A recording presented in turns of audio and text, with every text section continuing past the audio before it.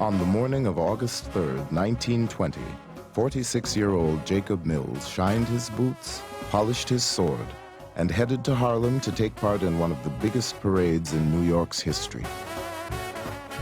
As a young boy, to see my father in the parade was one of the greatest things in the world.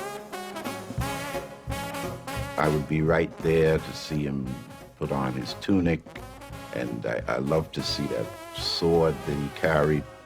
It really made me feel very proud of him. Mills was one of 100,000 black people marching under the red, black, and green flag of the Universal Negro Improvement Association. The world had never seen anything like it. It was all the work of one man, Marcus Garvey. Every window that you looked at, people's heads were out to see the Marcus Garvey parade. Most of them wanted to see Marcus Garvey. And he was very well decorated, his hats and the feathers, but he drove always in his automobile, sitting back. At the age of 34, Garvey claimed millions of followers worldwide. His controversial goal, to create an independent black nation, made him one of the most powerful people in America and one of the most hated. The federal government targeted him as a threat to national security. Rival black leaders denounced him as a lunatic and a traitor to the race. But Garvey may have been his own worst enemy. He wasn't one to take advice from others kindly. He made his own decisions, and he would rise or fall by the decisions that he made, because he was a supreme egotist.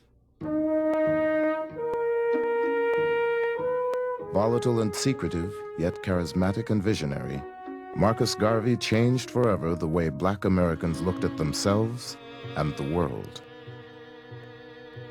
He started something that became bigger than Garvey himself. He, more than any other figure in the 20th century, symbolizes the turning of the perception of black people into something positive.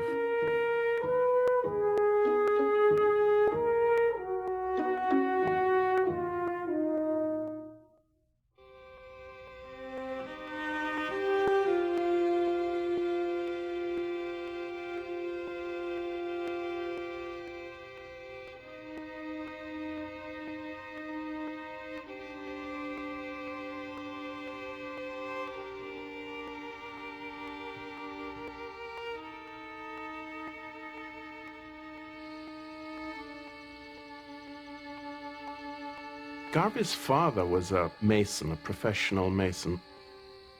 And among the things that he did was to create tombs for people in the St. Anne's Bay graveyard. He took Garvey with him to the graveyard one day, and they were digging this grave, and his father had Garvey go down inside the grave, but then he pulled the ladder up and left the child in the bottom of the grave. Garvey said that he cried out and his father wouldn't let him get back up out of the grave. He wanted to teach him a lesson.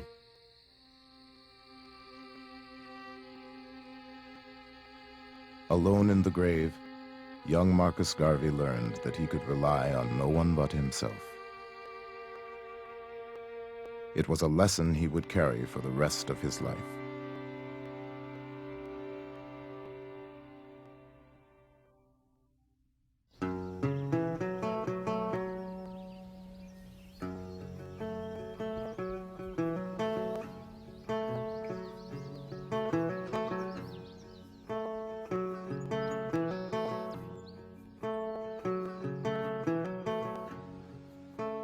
Marcus Garvey was born in August of 1887 in St. Anne's Bay, a small town on the northern coast of Jamaica. His father, who had been born a slave, withdrew from the family for days at a time and insisted his wife and 2 children address him at all times as Mr. Garvey. My grandfather was a very stubborn man who had to have his way, who he was quite retiring to. He used to, the strange thing about him, he used to have his own little apartment off the main house where they lived. And he would be by himself there, reading a lot. Now, if you look at it, the thing, Marcus Garvey was like that himself too. He liked to be by himself. Marcus obviously inherited many of his characteristics. Marcus Garvey's father was repressed in many ways, a frustrated person, a person who could find no way out and seemed to have internalized much of the feeling that the world was against him. Garvey's mother raised crops and, like many women of her time, cooked for a white family to support her own. But Sarah Jane Richards wanted more for her only surviving son than a life of common labor in the banana fields. Garvey's mother had tremendous influence upon him, and she had great hopes for him. She wanted, in fact, to call him Moses, and she thought that he was going to do great things.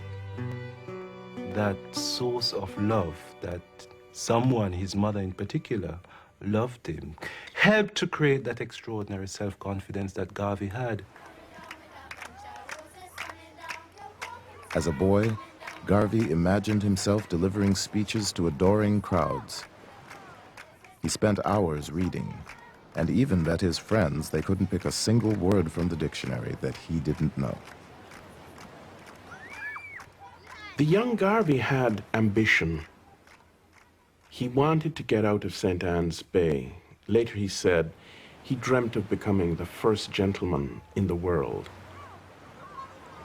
And it seemed as if he early on developed this interest in a kind of dramatic, epic story of himself in which he would play a leading part.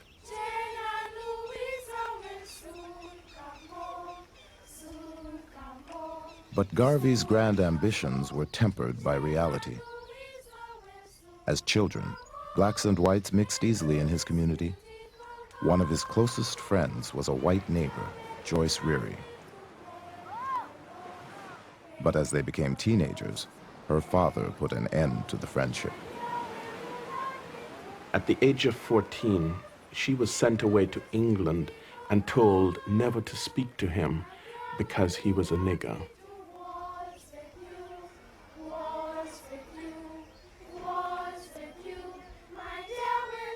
And he said that's the first time that he heard and became aware of this idea of being black and what it meant.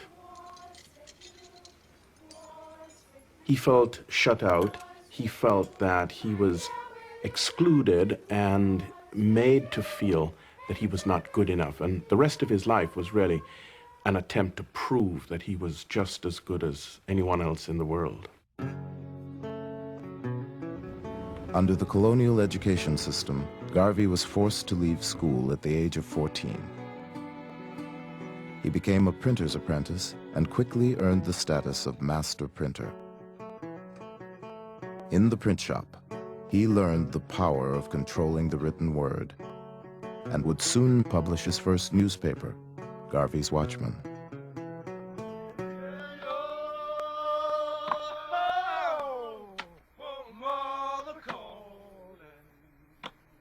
In 1910, 23-year-old Marcus Garvey set out on a journey through Central America.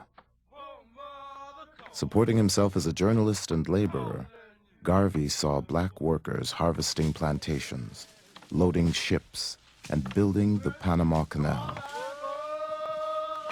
They were the power behind the economy, but in their isolation from each other, black people were powerless.